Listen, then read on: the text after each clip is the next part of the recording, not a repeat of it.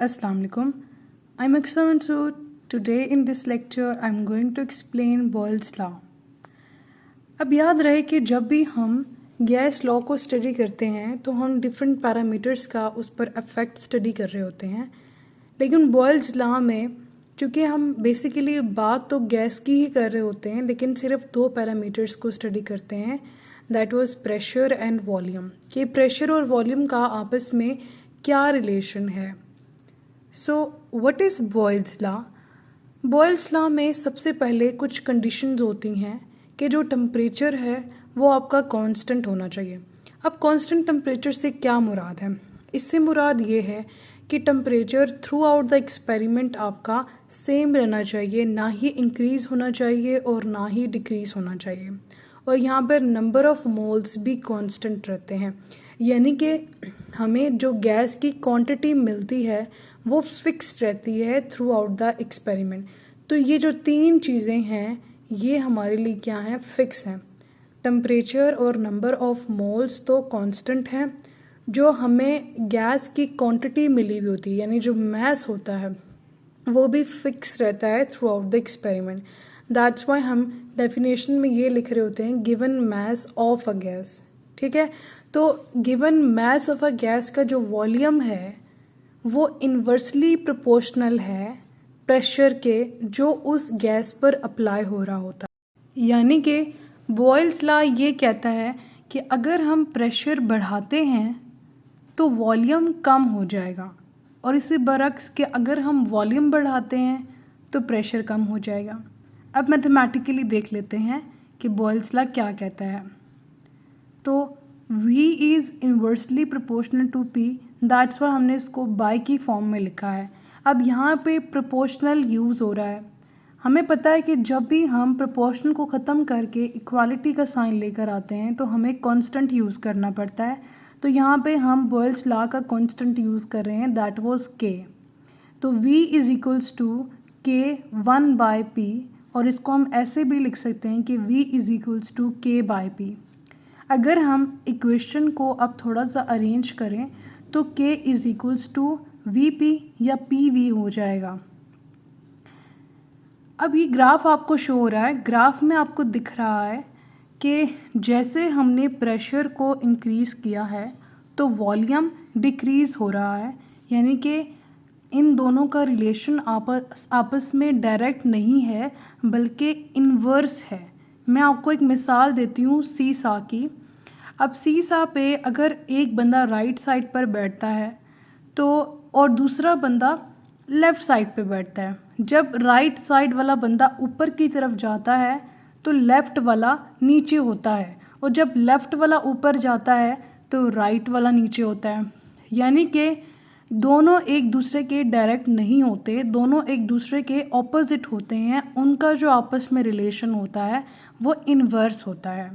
तो Boyle's law भी ये कहता है कि प्रेशर और वॉल्यूम एक given mass of a gas का एक कांस्टेंट टेम्परेचर पर इन्वर्स होते हैं. एक्सपेरिमेंटल वेरिफिकेशन देख लेते हैं. अब इस पिक्चर में आपको 3 सिलेंडर शो हो रहे हैं. अब तीनों सिलेंडर में हमने टेम्परेचर कांस्टेंट लिया है, यानी कि 25 डिग्री सेंटीग्रेड हमने तीनों केसेस में टेम्परेचर लिया है. पहले सिलेंडर में अगर आप देखें तो हमने एक वेट लिया है. एक वेट की वजह से इस पर कितना प्रेशर पड़ रहा है? 2 atm का प्रेशर पड़ रहा है, और हमने एक given mass of a gas इस सिलेंडर के अंदर ले लिया है. अब आपको शो हो रहा है कि 2 atm के प्रेशर पड़ने पर जो सिलेंडर है उसका वॉल्यूम 1 डेसीमीटर क्यूब हो जाता है. दूसरे केस में हमने उसी इक्वल क्वांटिटी के एक और वेट लिए, यानी कि 2 वेट जो सेम क्वांटिटी के हैं. अब इन 2 वेट्स को हमने पिस्टन के ऊपर रखा है. जब हमने इसको पिस्टन के ऊपर रखा है तो प्रेशर इंक्रीज़ हो गया, 4 atm हो गया है. 2 atm से 4 atm हो गया है, और जो वॉल्यूम है वो कम हुआ है, यानी कि फैलाव जो है इस सिलेंडर का कम हो गया है. 1 डेसीमीटर क्यूब से लेकर 1/2 डेसीमीटर क्यूब हो गया है. थर्ड केस में हमने 3 वेट्स लिए हैं इक्वल अमाउंट के और इसी तरह हमने इसको पिस्टन पे रखा है, तो प्रेशर 4 atm से 6 atm हो गया है, यानी कि इंक्रीज़ हो गया है। और जो वॉल्यूम है, जो उसका फैलाव है, जो उसने जगह घेरी हुई है, वो कम हो गई है, वो 1/3 डेसीमीटर क्यूब हो गई है। इससे आपको पता लगता है कि जैसे जैसे हमने प्रेशर इंक्रीज़ किया है तो वॉल्यूम कम हो जाता है, हालांकि टम्परेचर भी सेम है और जो सिलेंडर के अंदर क्वांटिटी ऑफ गैस है वो भी सेम है। अब ये देखें, जब मैथमेटिकली हमने इस इक्वेशन को, इनके रिलेशन को अरेंज किया तो हमारे पास एक और डेफिनेशन हमें मिलती है कि PV is equals to K।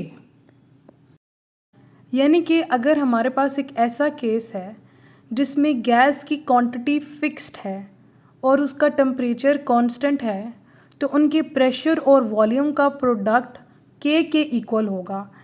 Previous example जो मैंने आपको दी है, जिसमें मैंने 3 सिलेंडर की एग्जांपल आपके सामने रखी है, तो उसमें फॉर एग्जांपल अगर हम 2 सिलेंडर की बात करें तो हम उस केस में लिखेंगे P1V1 is equals to K, यानी पहले सिलेंडर के प्रेशर और वॉल्यूम को हम P1V1 कह रहे हैं और दूसरे सिलेंडर के वॉल्यूम को और प्रेशर को हम P2 और V2 कह रहे हैं।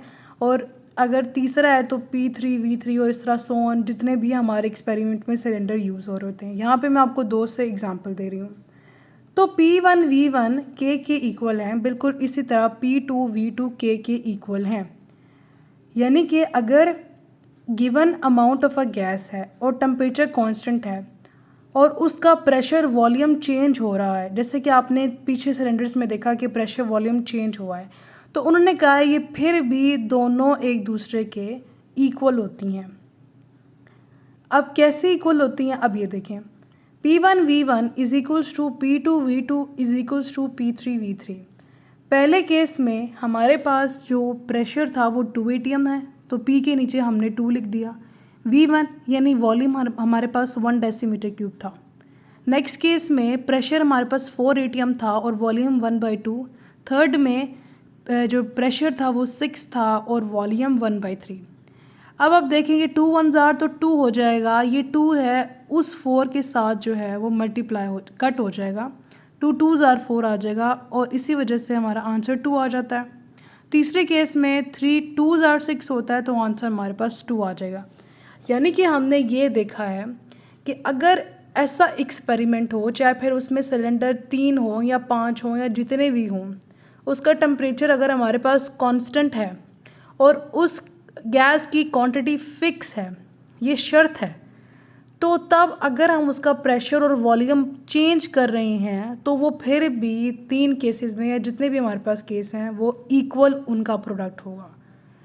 अब याद रहे, ये नहीं कि आप प्रेशर चेंज कर रहे हैं तो वो तीनों एक दूसरे की इक्वल हो जाएंगे। मैंने बात की प्रोडक्ट की, यानी PV दोनों जब इकट्ठे चेंज होंगे तब जो ये तीनों आपस में इक्वल हो जाएंगे। अब ज़्यादा बेहतर समझाने के लिए मैंने तीनों केसेस को, तीनों सिलेंडर्स के जो प्रेशर और वॉल्यूम को उनके यूनिट्स के साथ लिखा है। तो आपने देखा है कि हमारे पास तीनों केसेस में 2 डेसीमीटर क्यूब atm आ रहा है और वो तीनों ही K के इक्वल हैं, यानी कि कांस्टेंट के इक्वल हैं। तो इससे हमें ये पता लगता है कि वैल्यू ऑफ K सेम ही रहती है for same quantity of a gas at the same temperature, यानी कि यहाँ पर जो बॉयल्स लॉ है वो वेरीफाई हो रहा है। पहले हमने इसमें 2 डेफिनेशंस की बात की है, मैं आपको समरी दे देती हूँ। पहले हमने ये बात की थी कि अगर एक given amount of a gas है कांस्टेंट टेम्परेचर पे, तो उसका जो प्रेशर है जो उस गैस पे अप्लाई हो रहा है और वॉल्यूम, इन दोनों का जो रिलेशन है वो इन्वर्स है। फिर मैंने आपको ये बताया कि एक और डेफिनेशन है कि जो प्रेशर और volume of a fix amount of a gas है उसका जो प्रोडक्ट है कांस्टेंट टेम्परेचर पे एक कांस्टेंट क्वांटिटी है। यानी कि अगर हम एक्सपेरिमेंटल वेरिफिकेशन में 3 लें, 4 लें या जितने भी सिलेंडर्स को ऑब्जर्व करें, उसका टेम्परेचर हम सेम रखें, quantity of a gas same रखें, प्रेशर और वॉल्यूम को चेंज करते रहें, यानी कि इस प्रोडक्ट को चेंज करते रहें, तो फ़र्क नहीं पड़ता, क्योंकि तीनों एक दूसरे के इक्वल होती हैं, क्योंकि क्वांटिटी गैस की सेम है, टेम्परेचर जो है वो कांस्टेंट है। दैट्स वाई हम ये कहते हैं कि जो प्रेशर और वॉल्यूम का प्रोडक्ट होता है वो एक कांस्टेंट क्वांटिटी है। That's all for today. I hope so आपको बॉयल्स लॉ अच्छे से समझ आ गया होगा।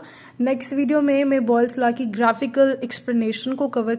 Thank you so much for watching. अल्लाह हाफिज़।